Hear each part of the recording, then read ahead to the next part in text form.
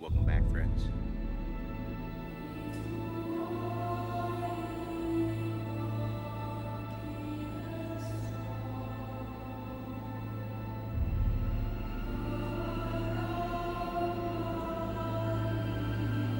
Welcome back, friends. It's Tactical. Back with another blade. This is my first marbles that I'm going to be testing. This is the Marbles Machete. Now, I really ain't got no specs on this thing. It's made in El Salvador. Overall length is 24 inch. Blade length 18 inch. Retails for like, I don't know, 20 bucks. You can get them for as low as like 14. So very cheap. One reason it's so cheap is no sheath. So it helps cut down on the cost, I guess. You get a little piece of cardboard. I couldn't find out like even what kind of wood, what kind of steel it was. Maybe one of you guys out there will be able to tell me. But there you go. Now for an extreme close-up, here's the handle. It's got like a copper lanyard tube. Looks like two brass pins. Now this wood, it's really rough. This is almost like frickin' pine or something. It feels very light. It's pretty primitive. Handle scales don't fit very well. Look at all that space. That's kind of like substantial. Hey, it made it all the way out there, but even here it's like in there. Now they use some funky orange paint for their coating.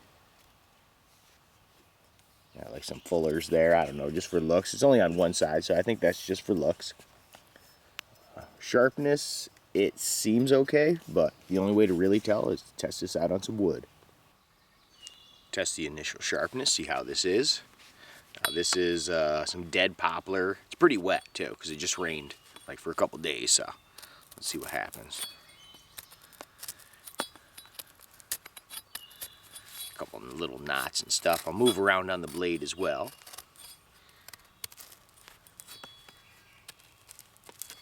Doesn't seem too bad. Let me try way down here. See what this does. I'll even choke up for some added control. Not too bad, not too great. This is a really crappy piece of wood though. But yeah, I think it's adequate sharpness. So let's try this out on something bigger. Got this dead piece of, I think it's spruce. I think that's what this is. It's pretty dead, rotten. But it's just something I had real close to me. So I'm gonna try hacking on it, see how it does. Ooh, it's biting good. So actually, yeah. Wow, look at the flex. Look at that. Doing. That's pretty substantial. I know machetes are supposed to have flex, right? You do want that. But boy, that's really flexible.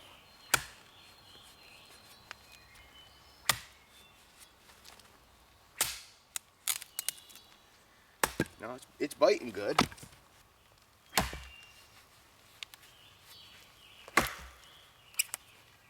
Definitely biting good. Wow.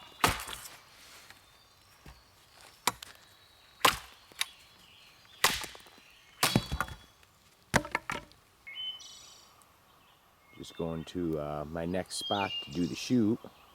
I haven't been over in this section in a while, and wow, it grew up. Look at all those prickers. They even raise you up high. Just imagine trying to go through that crap. Nothing but prickers and crap like that. It's pretty nasty. It's got to be about 6 feet high. So we're going to try this machete out on what it's really designed for. Yeah. So I'm just going to go in there like 10 feet or so. Try this thing out. Since it is really like a light machete, light to medium. So let's give it a whirl.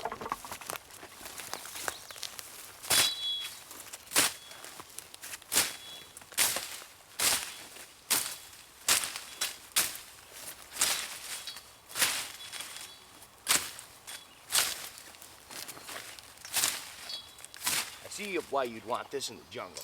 Something like this, you know? Perfect for doing stuff like that. This ain't the jungle, but man, it's almost as nasty sometimes. No, it's hacking right through this. I mean, no problem. Whoa! Whoa! That's, 10 feet in 20 seconds. That's pretty good. For the next couple parts, I'm going to do this without gloves just to get a feeling for it too. Now with the gloves, it wasn't slippery or nothing. It was fine. No hot spots, but gloves protect you, so I'm going to try it without gloves now. This is a piece of maple. It's about 7 inches in diameter. And it's dead, it broke off, but I only think it's been dead for like a year or two. So let's give it a shot. So we'll do the 10 chop test. Okay, I just felt the shock through the handle. Oh yeah.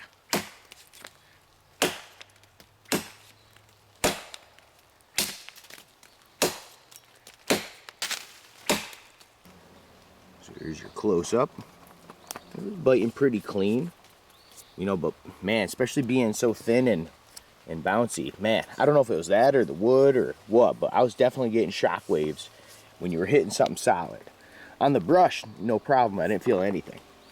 But doing it on a hard target like this, I definitely felt the shock. Do a couple saber stabs, see how this handle feels. You're not gonna really do stuff like this with a machete, but hey, just another part of the test. It's sticking good. Boy, it's so different testing on hardwoods though. Because, like a year ago or whatever, I was almost always testing on softwood. And what a difference this shit is, man. I mean, chopping it, stabbing it, everything. It's wow, this is pretty stuck though. It's way different. Now I'm not really, I feel a little shock, but like barely. Not bad. Guess we'll take this limb off while we're just standing here. Man, it does bite in good. Oop, deflection. That was my bad though, bad angle. Bad edge alignment. Happens to the best of us. Oh, bite's good. It's like, whoa. Uh-oh, I got something to show you guys. Before we go any farther, let me show you this. I already noticed some damage. Now, like I said, hardwood is hardwood. And yes, I know this is really meant for brush. It is. But this is a test, which means we might go above and beyond. I'm going to take it and do stuff you probably shouldn't do with a certain tool. I don't smash on metal usually, or nothing crazy. But, so let me show you what I found. Okay. Down here, look how it's all deformed. Boy, I feel a mega burr. But that's like the least of it. Right here, look at. I almost like literally took a chunk out. Look at that. You see that, right? Right there. Look at that. And then if you work your way down, hold on, I seen another one. Well, right here, it's not like a chunk out, but it's all like flattened. Because you know how it is when you look at a grind from the top. If you can't see anything shiny, that means it's totally pretty much sharp. If you can see shiny or silver, that's actually flat spots. So, oh my God, yeah. So all right here is like that. This spot actually took like a chunk out. Wow, look at that. And a couple more here and then there. Wow.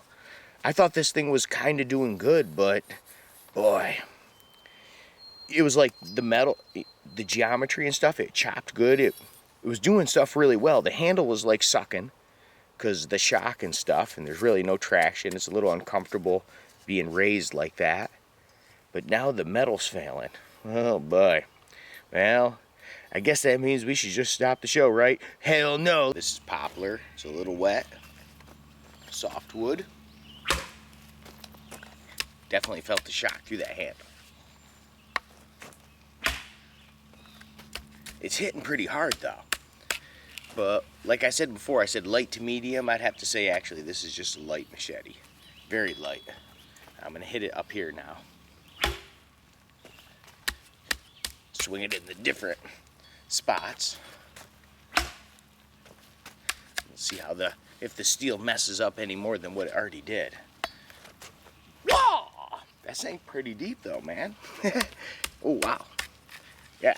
Like I said, poplar is soft. It's wet too. So this is kind of spongy. Ooh. Look at this.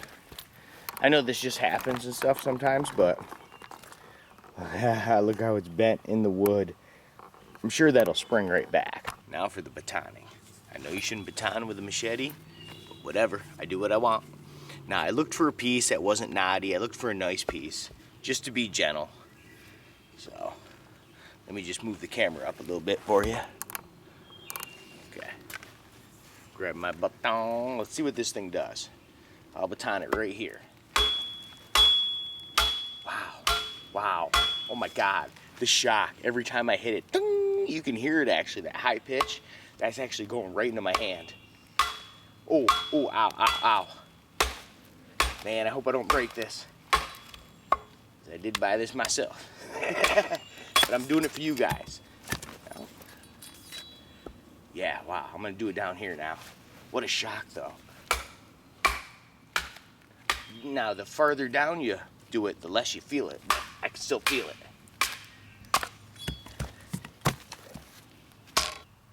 After the batoning, it looks pretty much the same as it did, for the most part. But man, yeah, I don't know what kind of steel this is. So I know what Condor uses, what, like 1070 and stuff. They're from El Salvador, but I have no clue what these guys use. And that steel really didn't hold up. A lot of shock through the handle.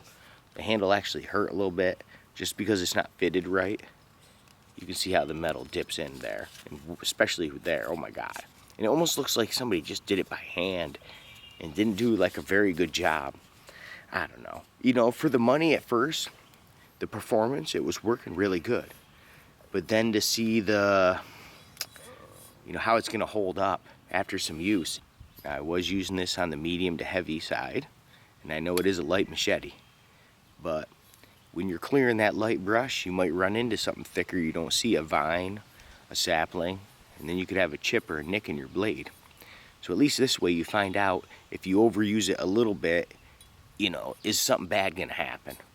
It didn't break, you know, lots of good flex, but it did chip out a little bit or roll really bad. You can see that nick. Not to mention it flattened out here and there. But for the money, would I recommend it? Like I said, 14 bucks cheapest. Go get a cold steel for 20 something. Most of the time, neither of them come with this frickin' sheath. What did I use? The Cold Steel Jungle Machete. I think that was 28 bucks, came with a little cheesy sheath. That thing was, that's a medium machete. That thing's pretty tough. And it's not much more than this, 10 bucks more. So man, I'd have to say I don't recommend this. Sorry, Marbles, not dissing you, but this one wasn't that good. So 1 to 10, usually a 5 is just passable. So I'd probably give this 4 3/4. It did perform pretty good until the metal started going away and the handle sucked. So sorry guys. Hey, it's just a truthful review and that's all I got. Thanks as always for stopping by, and until the next time we meet.